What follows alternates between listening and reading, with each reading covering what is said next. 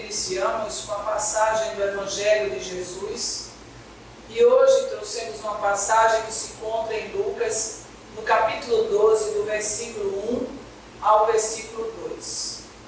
Nesse interim, havendo a multidão afluído aos milhares, a ponto de se esmagarem uns aos outros, ele começou a dizer, em primeiro lugar, aos seus discípulos: acautelai-vos do fermento, isto é, da hipocrisia, dos fariseus. Nada há de encoberto que não venha a ser revelado, nem de oculto que não venha a ser conhecido. Vamos dar início no primeiro trecho aí, que o Evangelho nos fala que havia uma multidão, milhares de criaturas a ponto de se esmagarem. E era assim que Jesus se encontrava quando falava com o grito.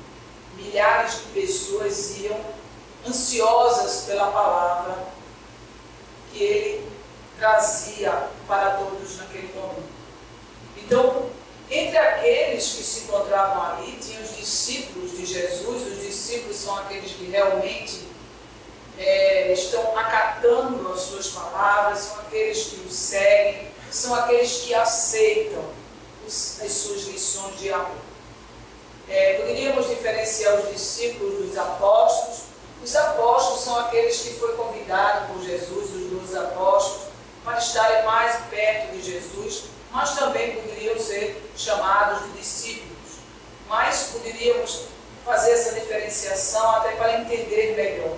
Milhares de discípulos o acompanhavam, mas entre aqueles tinham também o povo que ia em busca da cura do corpo, da cura das aflições da alma, angustiados. Assim se faz também no centro espírita, numa casa espírita séria.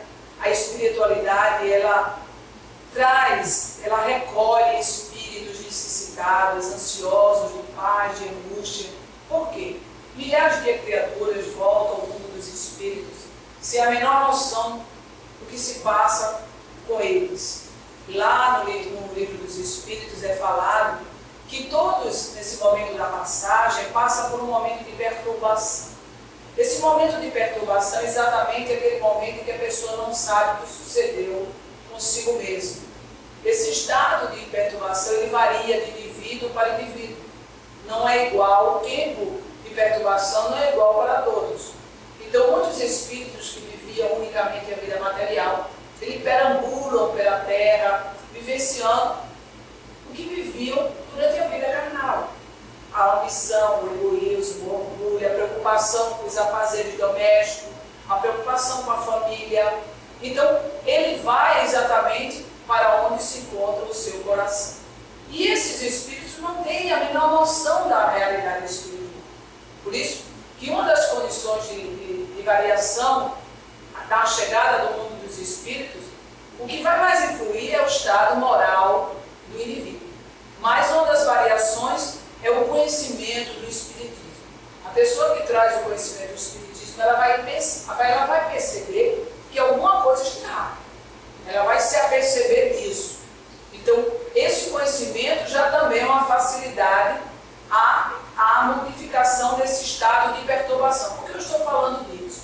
Eu estou falando disso porque a casa espírita é um acolhimento, é um ambiente onde aqui se acolhe espíritos necessitados. Logicamente, uma casa espírita séria, ela vai recolher esses espíritos para que esses espíritos escutem e eles se esclareçam da condição em que eles se encontram.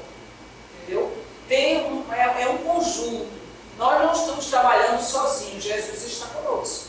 Né? Através dos seus emissários, através dos espíritos bons, através da espiritualidade que se empenha de estar na terra entre nós para nos ajudar, para ajudar o progresso da humanidade, as casas espíritas servem como esse porto seguro.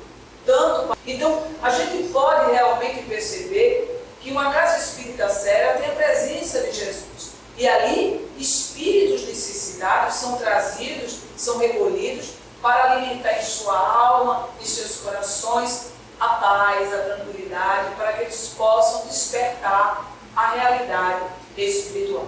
Então, assim como naquele momento que Jesus nos encontrava, hoje nos encontramos. O Espiritismo também traz esse esclarecimento, essas palavras de consolo, de alento para milhares de almas que encontram-se como acreditando que estão perdidos. Muitos espíritos com a ideia errônea do céu e do inferno, que tiveram por muito tempo, eles chegam no mundo dos espíritos, se encontram no verdadeiro inferno, porque eles estão sentindo a aflição, eles acreditam que aquele estado deles será permanente, que ele vai viver daquela maneira a vida toda, eternamente. E a realidade não é essa. Todos podem ser felizes, todos podem reavivar, tanto encarnados, reavivar, né, a sua consciência com Cristo, e todos têm uma nova oportunidade. E a vida terrena é o presente divino que Deus nos concede para uma nova oportunidade, para refazermos, né, o que fizemos mal no passado, para repararmos os nossos erros. Mas Jesus, veja bem que ele diz aqui, em primeiro lugar, ele se referia aos discípulos. Por que ele, em primeiro lugar, estava se referindo aos discípulos? Entre aquela multidão, tinha os desalentados, os que buscavam a cura do corpo, e tinham também aqueles, os fariseus, os sacerdotes, os grandes sacerdotes, que estavam ali. Muitos iam ouvir Jesus. Alguns, pouco número, acreditaram na palavra de Jesus. Temos como exemplo Nicodemos. Acreditavam, mas também não assumiam a postura, porque tinha medo da posição em que se encontrava, tinha medo de perder a posição muitas vezes, não queria se expor. Então eles ouviam, acreditavam naquele homem, viam, não é, as curas que ele efetivava, viam suas palavras que acalentavam a multidão ensandecida, alucinada. E eles, mas a grande parte desses sacerdotes, desses fariseus, estavam ali para colocar Jesus à prova, ficavam ali atentos justamente para que Jesus se contradizesse naquelas palavras, para colocar Jesus à prova, para dizer, olha o que ele está falando. Veja que ele está indo contra a lei de Moisés. Eles queriam isso. E em muitos momentos, eles tentavam colocar Jesus à prova. Tem um momento, que é o momento do denário, que ele pergunta, né, a Jesus, de quem é essa esfinge? Quem está aqui? Quando Jesus diz, dai a César o que é de César. Jesus, ele com sua sabedoria, com sua inteligência, com seu profundo amor e entendimento da alma humana, porque ele podia penetrar na alma daqueles que estavam ali para lhe provar, né, para lhe botar em queda, para destruir a sua imagem, para destruir a sua doutrina de amor. Ele sabia do fermento dos fariseus, ele conhecia a alma, ele penetrava, né? Ele sabia da maldade e da hipocrisia daqueles homens. Então eles falavam exatamente para os discípulos. Jesus estava falando para os discípulos, porque quem são os discípulos? Os discípulos verdadeiros, os discípulos de Jesus, logicamente se é discípulo é verdadeiro. Se eu me encontro como discípulo, eu estou realmente sendo fiel àquele que eu escuto. Tem uma certa ocasião que Jesus disse, ninguém pode ser maior que seu mestre. Ninguém pode ser maior que o mestre. O mestre é maior. Mas o discípulo verdadeiro, ele segue o mestre. Ele idealiza a sua vida dentro dos princípios e dos ideais que o mestre lhe ensinou. Então o verdadeiro discípulo, ele acata a orientação do mestre, ele acata a orientação, né, superior. Ele não vai em encontro à superioridade daquele que está ali orientando. Ele não vai. Porque ele tem a humildade suficiente para saber que aquilo ali está a verdade, que ali é uma verdade, e que aquele mestre está para lhe orientar. E assim, ele se dirigia justamente aos discípulos, porque os discípulos acatavam as suas palavras. Os discípulos estavam com o bem. Os verdadeiros discípulos de Jesus estão no bem. Quem está no bem está com Jesus. Quem não está com Jesus não está a favor dele. Quem não está comigo está contra mim, não é? Então Jesus ali, ele enxergava que os fariseus eram hipócritas. Eles enxergavam por que os fariseus estavam ali, o perigo que causava a presença dos fariseus ali. Então ele se referiu justamente aos discípulos que estavam com ele, porque era justamente os que estavam com ele que seriam atingidos, ou que desejariam, ou que os fariseus desejariam atingir. Porque o bem, o mal, ele vai contra o bem. Então todos os que estão com o mal, eles estão contra o bem. É o oposto. O oposto da caridade é o egoísmo. Quem não está com o bem, está com o mal. Então, se eu não estou com Jesus que está no bem, eu estarei no mal. Assim estavam os fariseus. Então, os fariseus queriam atingir a Jesus. Mas a sua meta não era só Jesus, era também os discípulos de Jesus. Porque sabia que Jesus teve pouco tempo entre nós. E quem divulgou e quem divulga, né, os ensinamentos de Jesus são os discípulos. Naquela época e hoje também. Então, todos aqueles que se empenham, né, em aprovar, né, ser fiel ao Mestre, eles encontrarão oposição. Eles encontrarão, né, dificuldade, e é justamente isso que Jesus tenta nos alertar. Porque Jesus aqui, ele dá uma continuidade dizendo: nada há de encoberto que não venha a ser revelado, nem de oculto que não venha a ser conhecido. O que é que Jesus quis dizer com isso? Que essa maldade, essa hipocrisia dos fariseus seriam reveladas, que não ficaria encoberto, e de fato não fica. A gente sabe muito bem que quem usa da hipocrisia está ferindo a si próprio, está alimentando o mal e consequências desastrosas para o futuro. Então isso aconteceu naquele momento em que Jesus se encontrava na terra, mas isso, se formos trazer para a atualidade, isso acontece na vida atual. Isso acontece na vida atual porque muitos se miscuem, né, como falsos profetas, impostores, se miscuem na obra divina e não cumprem fidedignamente os ensinamentos de Jesus. E esses que se miscuem, que usam da hipocrisia, eles vão atrapalhar de fato o progresso da humanidade. Eles atrapalham. Mas tem uma questão do Livro dos Espíritos que a gente pode trazer para aqui, que diz assim: eles realmente atrapalham, mas esses serão levados de roldão. Esses serão levados de roldão porque o triunfo do bem acontecerá. O triunfo do bem acontecerá. E todos os que trabalharem pelo bem sairão triunfantes.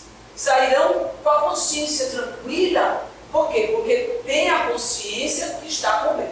Tem a consciência que está com Deus.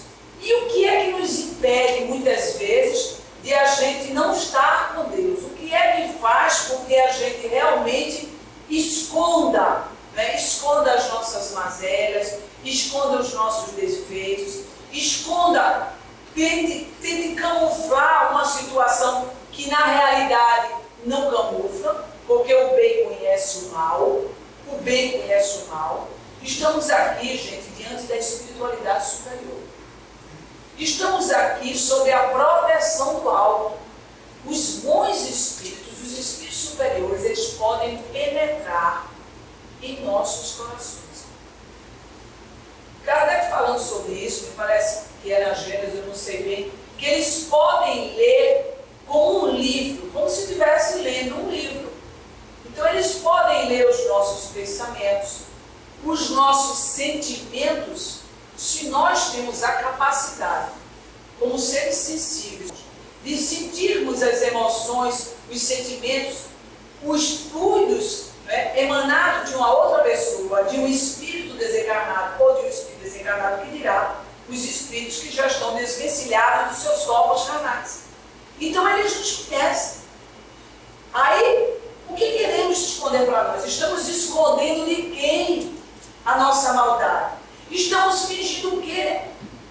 Quando nós queremos a ajuda espiritual, quando nós queremos que eles nos assistam, ao mesmo tempo nós ficamos a esconder as nossas maldades, as nossas fraquezas morais, fingindo que está tudo bem, fingindo que nós somos fiéis a Deus.